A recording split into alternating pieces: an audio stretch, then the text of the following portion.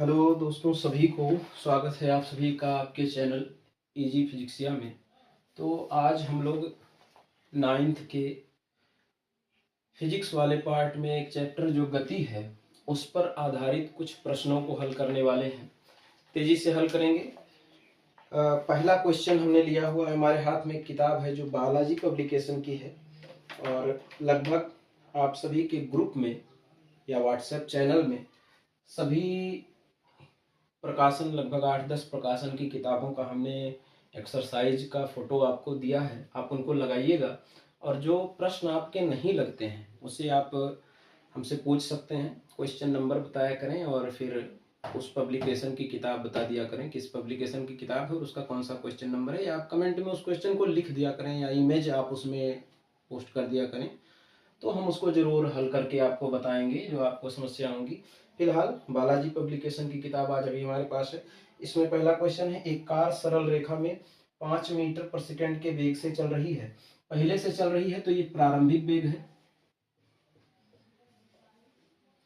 प्रारंभिक वेग है 5 मीटर प्रति सेकंड, और फिर यदि इसका त्वरण 4 मीटर पर सेकंड स्क्वायर हो तो ए बराबर 4 मीटर प्रति सेकंड का स्क्वायर हो तो 20 सेकंड में उसका वेग कितना हो जाएगा। तो 20 सेकंड के पश्चात उसका वेग यानी अंतिम वेग पूछा है गति का, यू वी ए और टी। सिंपल है, गति का पहला ही समीकरण है v बराबर यू प्लस ए इंटू टी।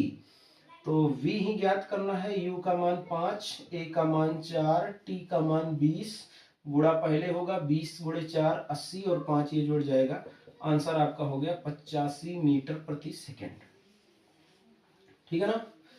दूसरा क्वेश्चन, एक वस्तु सरल रेखा में 10 मीटर पर सेकंड के वेग से चल रही है।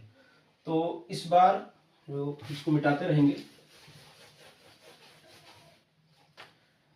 दूसरे क्वेश्चन में वस्तु 10 मीटर पर सेकंड के वेग से चल रही है तो ये प्रारंभिक वेग है। यदि 5 सेकंड बाद इसका वेग 20 मीटर पर सेकंड हो जाए, t बराबर 5 सेकंड बाद इसका वेग बढ़कर 20 मीटर प्रति सेकेंड हो जाए, तो जाहिर सी बात है त्वरण ही पूछा गया कि त्वरण ज्ञात कीजिए। तो त्वरण ये भी गति के पहले समीकरण पे लग जाएगा और ये त्वरण के सिंपल से सूत्र पर, चाहे आप v बराबर u प्लस एटी से लगाइए, चाहे पक्षांतर करके आप जो है त्वरण का सीधा सूत्र पढ़े हैं a बराबर v minus you divide by T, इस पर भी लग जाएगा। तो सारी वैल्यू आपको पता है, v 20 है माइनस u 10 है और t 5 सेकंड है। तो 20 में से 10 घटा दीजिए, 10/5, a बराबर आंसर आ गया 2 मीटर प्रति सेकंड का स्क्वायर। तीसरा क्वेश्चन, एक सरल रेखा में एक पिंड विरामावस्था से, देखिए विरामावस्था से शब्द आ गया, विरामावस्था से मतलब प्रारंभिक वेग 0 है, 5 मीटर प्रति सेकंड स्क्वायर, मात्रक से पहचाना करें, 5 मीटर प्रति सेकंड स्क्वायर ये त्वरण का मात्रक है कि त्वरण से गति प्रारंभ करता है 6 सेकंड में पिंड द्वारा चली गई दूरी ज्ञात कीजिए। t बराबर 6 सेकंड में पिंड द्वारा चली गई दूरी s। देखिए कल भी हमने जो आपको पिछला वीडियो इसी चैनल पे अपलोड किया था गति के समीकरणों का, उसमें भी आपको बताया था कि यूज टू हो गया है, क्वेश्चन में से कह दिया जाएगा दूरी ज्ञात कीजिए, लेकिन वो दूरी नहीं है, वो विस्थापन है। तो गति का कोई ऐसा समीकरण जिसमें यू ए टी और यस आता हो तो दूसरा है s बराबर U T plus 1/2 A T का स्क्वायर। s ज्ञात करना है, u 0 है तो यू टी पूरा 0 हो गया, 1/2, a का मान 5 है और t 6 है तो 6 का स्क्वायर 36 हो गया। 2 से 18 बार में कट जाएगा, 18 का 5 बार गुणा कर देंगे, 90 मीटर। 6 सेकंड में विस्थापन 90 मीटर का होगा। नोट भी करते रहें और साथ में लगाते भी रहें।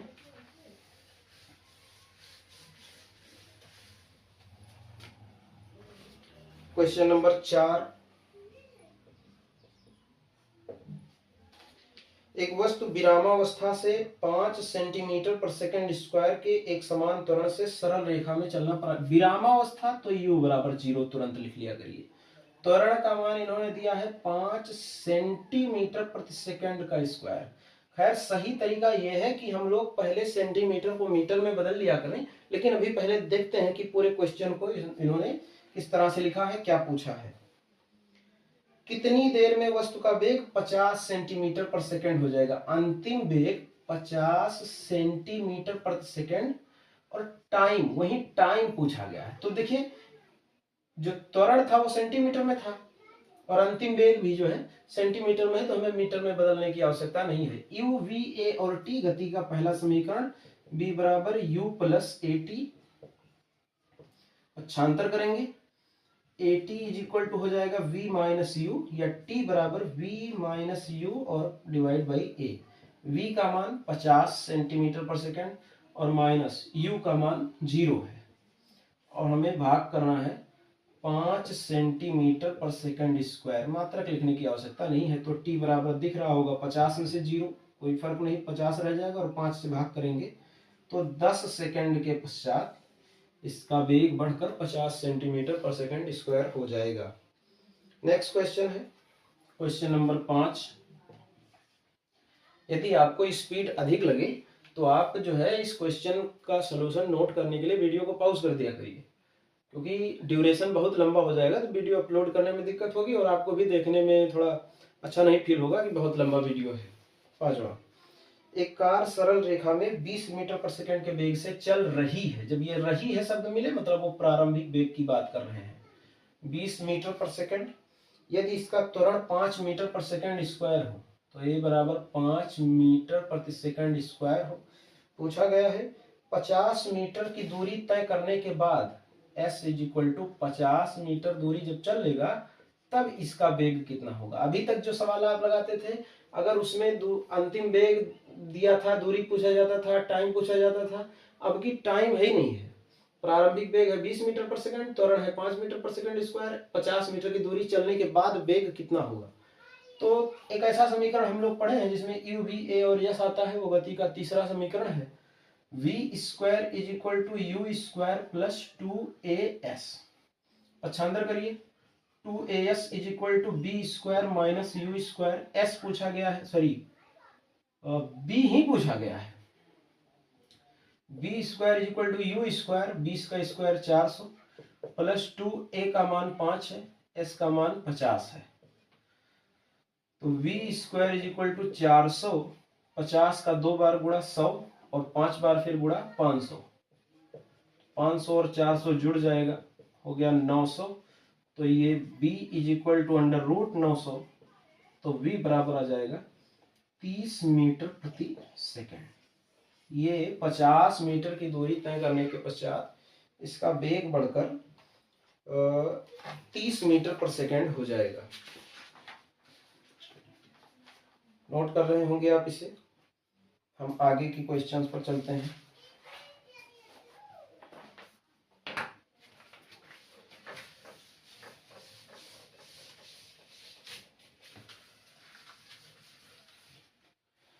जो किताब हमारे पास है इसमें आगे के लगभग सभी क्वेश्चन एक जैसे ही हैं, तो हम एक आध क्वेश्चन बीच में स्किप कर देंगे। ये इस किताब का 7वां क्वेश्चन है और हम लोगों का 6ठा क्वेश्चन है। एक राइफल की गोली 60 मीटर पर सेकंड के वेग से दीवार पर दागी जाती है, मतलब जब दीवार पे आकर टकराएगी उस समय उसका वेग होगा 60 मीटर पर सेकंड। तो इसका प्रारंभिक वेग होगा 60 मीटर पर सेकंड। यदि गोली दीवार के अंदर 10 सेंटीमीटर की दूरी तक पहुंचकर ठहर गई तो इसने दीवार के भीतर गोली कितना ट्रेवल की, 10 सेंटीमीटर। उसके बाद ठहर गई यानी अंतिम वेग 0 हो गया। अब यहां ध्यान दीजिएगा, ये मीटर पर सेकंड, ये मीटर पर सेकंड, ये सेंटीमीटर में है, तो सेंटीमीटर को मीटर में बदलेंगे तो 10 सेंटीमीटर में 0.1 मीटर हो जाएगा। पूछा गया दीवार द्वारा आरोपित मंदन कितना होगा। तो हाँ ठीक है, मंदन ए ज्ञात करना है। यू, वी, ए और यस गति का तीसरा समीकरण, v square is equal to u का स्क्वायर प्लस 2as, पक्षांतर करेंगे यदि आप तो v square minus u square बराबर 2as, ए ज्ञात करना है, ए को रोक कर बाकी चीजें transfer, v square minus u square अपान में 2s दिखने में 25 मत समझ लीजिएगा, ये 2s लिखा है। v स्क्वायर रुक गया तो 0 minus u square 60 metre per second, 60 का square 3600 divide by 2 into s है 0.1, तो a is equal to minus 3600 divide by 2 गुणे 0.1, तो ये कट जाएगा 1800 बार में, और 1800 में 0.1 से यदि आप भाग करेंगे तो आंसर आएगा 18,000। ये माइनस में है क्योंकि ये मंदन है, ये आप पढ़े हैं, इतना मीटर प्रति सेकंड स्क्वायर। ठीक है, देख लीजिए एक बार। नेक्स्ट क्वेश्चन हम लोगों ने लिखा है आगे, एक रेलगाड़ी विरामावस्था से 5 मिनट में, विरामावस्था है भाई, ये क्वेश्चन का किताब का क्वेश्चन नंबर 9 है। विरामावस्था से मतलब प्रारंभिक वेग 0, 5 मिनट में, t is equal to 5 minute में 72 किलोमीटर पर घंटे की चाल प्राप्त कर लेती है। अंतिम वेग इसका हो गया 72 किलोमीटर प्रति आवर। क्वेश्चन है, माना त्वरण एक समान है तो त्वरण ज्ञात कीजिए, और इस वेग को प्राप्त करने में त्वरण ज्ञात करना है, और आगे कहा गया है कि जब तक इसका वेग बढ़कर 0 से 72 किलोमीटर पर घंटा होगा तब तक ये आगे कितना विस्थापित हो चुकी होगी। क्वेश्चन में दूरी ही लिखा है, विस्थापन है वो, तो यहाँ कुछ चीजें आपको पहले बदलनी होंगी। टाइम जो t है वो मिनट में है, तो 5 में 60 का गुणा कर देंगे तो सेकंड में बदल जाएगा। 300 सेकंड हमें रखना है कैलकुलेशन करते समय, और जो वेग है वो 72 किलोमीटर पर आवर में है, तो सूत्र होता है 5/18 से यदि आप गुणा कर देते हैं तो मीटर पर सेकंड में बदल जाता है। तो 18 से 4 बार में 72 कटेगा और ये आंसर हो जाएगा 20 मीटर प्रति सेकंड। सवाल लगाते समय हम b की जगह पर 20 ही रखेंगे। तो a बराबर सिंपल v माइनस यू और डिवाइड बाई t।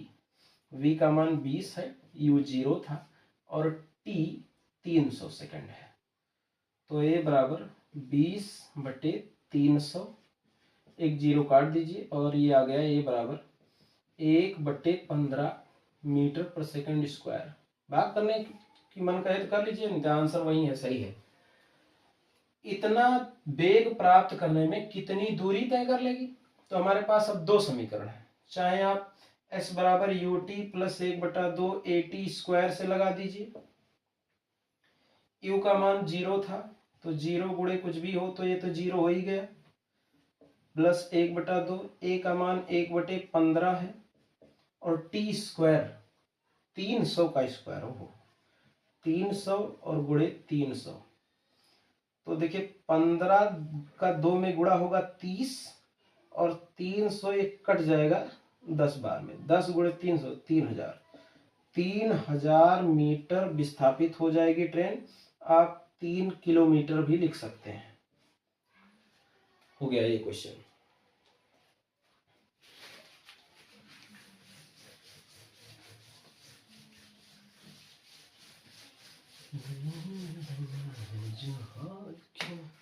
आगे एक और प्रश्न है, 20 मीटर की ऊंचाई से गेंद को गिराया जाता है। 10वां क्वेश्चन है ये। h is equal to 20 metre की ऊंचाई से गेंद को गिराया जाता है यदि उसका एक समान त्वरण 10 मीटर पर सेकंड स्क्वायर हो। यही जी भी है, लेकिन उन्होंने त्वरण कह दिया है तो हम यही रखेंगे 10 मीटर पर सेकंड स्क्वायर। कुछ प्रश्नों में ये 9.8 रखा जाएगा, हम जानते हैं आप बेईमानी करेंगे, 9.8 से गुणा भाग कठिन ना हो इसके लिए जो है 10 ही रखेंगे, बेईमान तो नहीं है। तो यह किस वेग से, यानी किस वेग से भी ये आएगी, टकराएगी पृथ्वी पे, और कितने समय बाद धरातल पर टकराएगी, तो ये टी भी पूछे हैं। तो बहुत सरल है भाई, b बराबर u, देखो नीचे गिर रहा है, बताए थे गति के समीकरणों में नीचे गिरते पिंड के लिए b is equal to u plus g t, ऊपर फेंकेंगे तो u माइनस जी टी, तो u plus g t. u का मान 20 मीटर की ऊंचाई से एक गेंद को गिराया जाता है, फेंका नहीं गया है, तो जब गिराया जाएगा तो u 0 हो जाएगा, तो u 0 है, g का मान 10 है।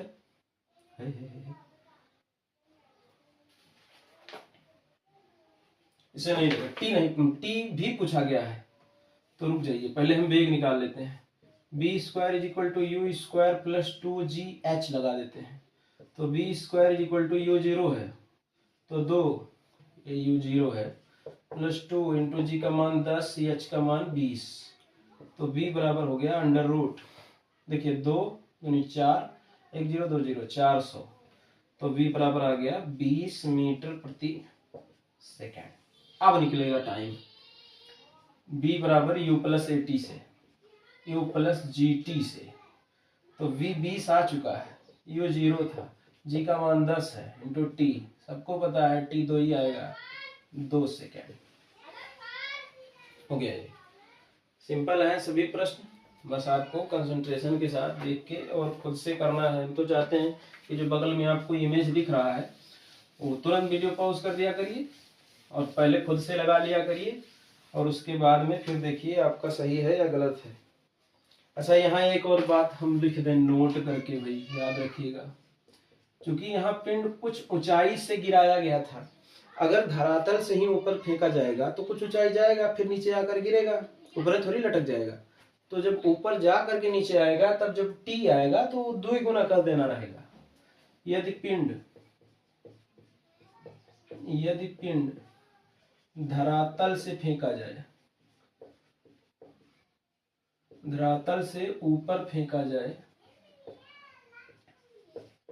धरातल से ऊपर फेंका जाए तो पुनः पृथ्वी पर आने में लगा समय 2t, b बराबर u प्लस जी टी या माइनस जी टी से जो आएगा उसी में 2 का गुणा कर दीजिएगा। अच्छा, ऐसा क्यों? जब फेंकोगे ऊपर तो ऊपर जाएगा, अब फिर नीचे तो आना है उसको, तो जितना समय ऊपर जाने में लगेगा उतना ही समय नीचे भी आने में लगेगा, इसलिए दुगना हो जाएगा। तो 2t वहीं लिखा हुआ है। चलिए भाई जाओ आगे। एक पत्थर ऊपर की दिशा में आ गया 5 मीटर पर सेकंड के वेग से फेंका जाता है। ये नेक्स्ट क्वेश्चन भैया 11 नंबर का, ऊपर की ओर 5 मीटर पर सेकंड के वेग से फेंका गया। यदि पत्थर का त्वरण नीचे की ओर, वही नीचे की ओर इन्होंने कह दिया ए जी ही है, लेकिन तो 10 मीटर पर सेकंड स्क्वायर, कितनी ऊंचाई प्राप्त करेगा और कितना समय लेगा, यानी h ज्ञात करना है और कितना समय लेगा। ये इसमें हम एक चीज और जोड़ देते हैं, कितने समय में पृथ्वी पर आएगा, कितने समय में पृथ्वी पर आएगा। देखिए भी, तो h v square is equal to u square plus 2gh, ये लेकिन माइनस है। कल का वीडियो एक बार फिर से देख लीजिए, जो अगर आप बोल रहे हो ऊपर जाते समय पिंड का इक्वेशन v स्क्वायर बराबर यू स्क्वायर माइनस 2gh। तो जब ऊपर फेंकेंगे, जैसे इसको हमने फेंक दिया इस पेन को, तो ऊपर जाते जाते जाते जाते कहीं तो रुकेगा, जब रुकेगा उसके बाद ना नीचे आएगा। अगर नहीं रुकेगा तभी और ऊपर जाता। तो हम अगर मान लिए कि h ऊंचाई अब जाके जाएगा, तो मतलब उसके ऊपर नहीं जाएगा, तो वहां जाके रुकेगा, फिर नीचे आएगा वहां। तो अंतिम वेग हमेशा ऐसे प्रश्नों में 0 रखा जाता है। यू दिया हुआ है, अभी ऐसे ही रहने दीजिए, यू स्क्वायर माइनस 2gh है, लो इसको इधर फेंको, प्लस करो, 2gh बराबर यू का स्क्वायर, तो h is equal to u square by 2g। अच्छा, ये सूत्र भी याद रखना, इस पे बहुत सवाल डायरेक्ट लग जाएगा। तो u दिया है 5 का स्क्वायर 25 बटे 2 गुणे 10, आंसर आ गया h बराबर 25, ये 12.5 हो गया, और ये आ जाएगा, इसका आधा हो गया 12.5, और 10 से भाग कर देंगे 1.25 मीटर, इतना जाएगा वो 1.25 मीटर। अब कितना समय लेगा, तो b बराबर u माइनस जी टी, ऊपर जा रहा है तो b 0 है, u माइनस जी टी पक्षांतर कर देंगे GT बराबर U, T बराबर U बटे G।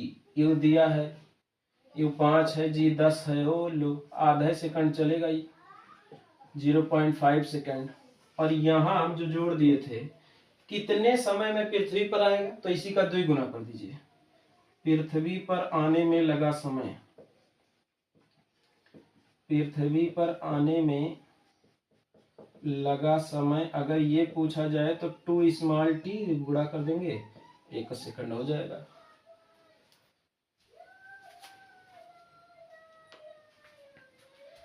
चलिए थकिएगा नहीं भाई, बहुत सवाल हैं, 300 क्वेश्चन आपको भेजे हैं, उसमें से आप मान लीजिए लगा लेंगे कुछ। तो अगर हमको 50 ठो बताना हुआ तो अभी तो 10 ठो बताए हैं। आगे चलिए सब सेम टाइप के क्वेश्चंस हैं। एक्सरसाइज के प्रश्नों को हम एक बार देख लेते हैं।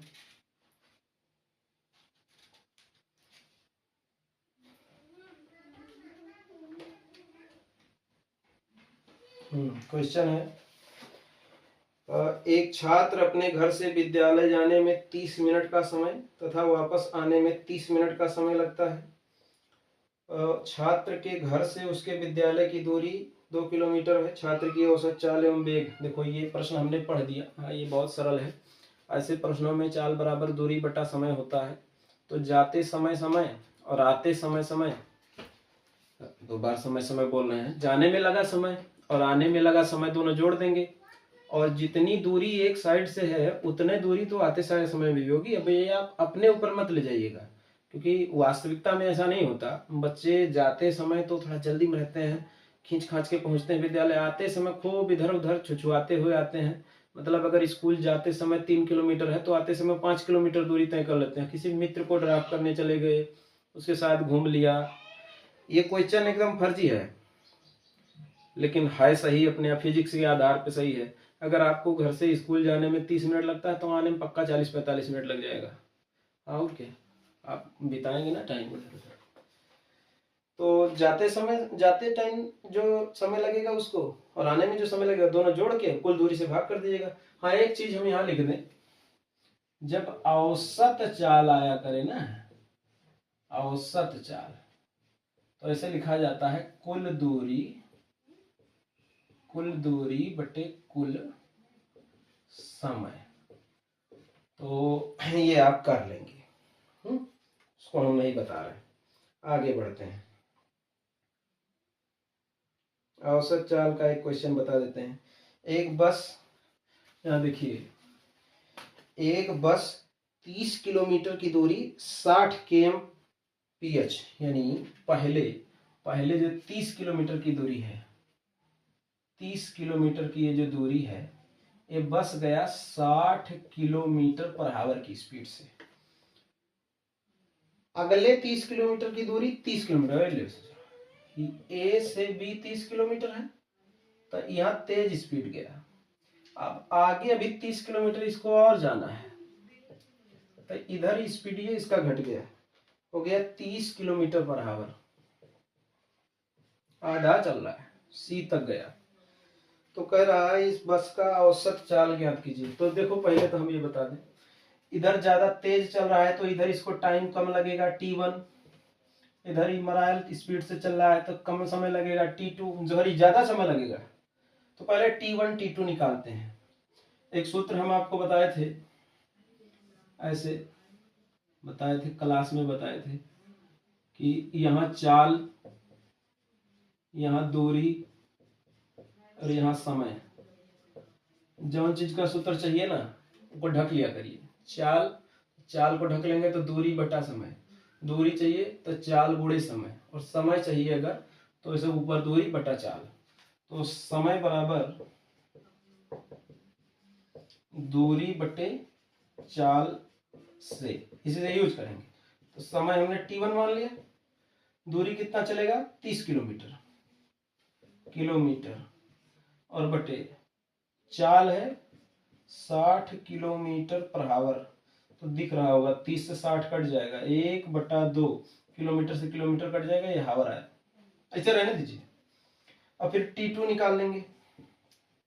अब की दूरी फिर 30 किलोमीटर, और स्पीडवा कितना है 30 से किलोमीटर, तो 30 से 30 कट गया, इसका 1 आवर लगा।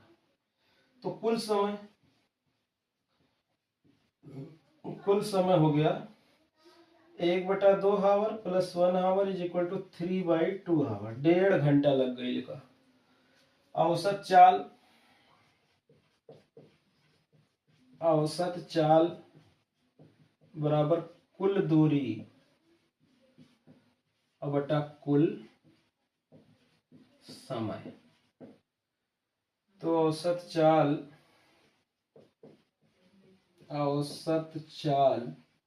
कुल दूरी कितना चला 30 इधर और 30 इधर, तो 60 किलोमीटर की दूरी चला और कुल समय 3/2। ये किलोमीटर में है और ये हावर में है, तो ये देख लीजिए 20 बार में कट गया, दो ऊपर गया गुणा हो गया 40 किलोमीटर प्रति हावर आंसर हो गया। अच्छा एक ट्रिक बता दूं इसका, इधर बता दूं ट्रिक है, पहले कैमरा देख लें ट्रिक आ रहा है कि नहीं आ रहा है। आ रहा है, एकदम गजब आ रहा है। अगर कभी कोई पिंड आधा दूरी अलग चाल से b1 चाल से और आधा दूरी b2 चाल से चला गया, जैसे इधर b1 चला, अगर ये दूरी कम ज्यादा हो गई तब ये ट्रिक काम नहीं करेगा। जैसे 30 किलोमीटर का ये 15 चल लेता, इधर 40 चल लेता, तब नहीं काम करता। सेम दूरियां होनी चाहिए, स्पीड अलग अलग होनी चाहिए। तो औसत चाल का सूत्र याद रखिएगा आप। औसत चाल का एक ट्रिक है 2b1 b2 और बटे b1 प्लस b2। हम इसका डेरिवेशन करा देंगे भाई। तो देखिए 2b1 पहला की स्पीड 60, बादिमा स्पीड 30 और दोनों को जोड़ दीजिए 60 प्लस 30 90। एक जीरो से एक जीरो काट दो पहले, फिर 3 से 3 बार में ये काट दो, फिर 3 से 20 बार में इसे काट दो, फिर 20 दूनी 40 आंसर हो गया। बहुत ज्यादा इसमें तामझाम नहीं करना रहता है, समय निकालने की आवश्यकता नहीं है। लेकिन ये क्वेश्चन अगर चाहे परीक्षा हो रही है 3 नंबर में पूछ लिया तो पूरा लगाना है, और अगर ऑब्जेक्टिव में या कहीं ऐसे है शॉर्टकट तो आप वो तरीका शॉर्टकट में यूज कर सकते हैं। तो आगे और भी क्वेश्चन हमें कराने हैं भी, लेकिन वीडियो आपका लगभग ये आधा घंटा के आसपास का हो गया है, तो बस करते हैं, नहीं तो आपको लोग थक जाओगे। क्लासों में भी हम आप लोगों को 40 मिनट पढ़ाते हैं 50 मिनट के बेल में, कभी कभी तो और कम हो जाता है। तो बस आज जो 12 क्वेश्चन कराए गए इनको देखिएगा, बाकी शेष क्वेश्चन हम आप लोगों को अभी अगले वीडियो में मिल जाएगा, और देखिएगा पूरा। और इसको सभी लोग जो अभी आपके उस व्हाट्सएप चैनल में नहीं जुड़े हैं उनको तो लिंक मिल नहीं पाएगा, तो आप उन तक भी किसी तरीके से पहुंचाइए। हम लोगों का भी जो मेहनत है इसको कुछ सार्थक बनाइए भी। सार्थक मिश्रा सुन रहे होंगे, इसको सार्थक बनाइए, हमें भी समर्थ करिए इसमें थोड़ा। हम भी जब हमारा मनोबल बढ़ेगा तो और आपको जरूर कुछ ना कुछ अच्छा मैटर प्रोवाइड करेंगे। क्लास में चूँकि बहुत सी चीज़ें पहले वहाँ एक दबाव रहता है सिलेबस का, तो जब एक्स्ट्रा पढ़ाने के बजाय पहले सोचते हैं कि अपनी सिलेबस पहले ख़त्म करें। तो ठीक है, पढ़ते रहो, मुस्कुराते रहो, दिवाली की मिठाई खाते रहो, बहुत ज़्यादा मत खाओ क्योंकि मार्केट में बहुत सड़ी हुई मिठाइयाँ बिकी हैं भाई। हाँ, तो धन्यवाद आप सबका, जय हिंद।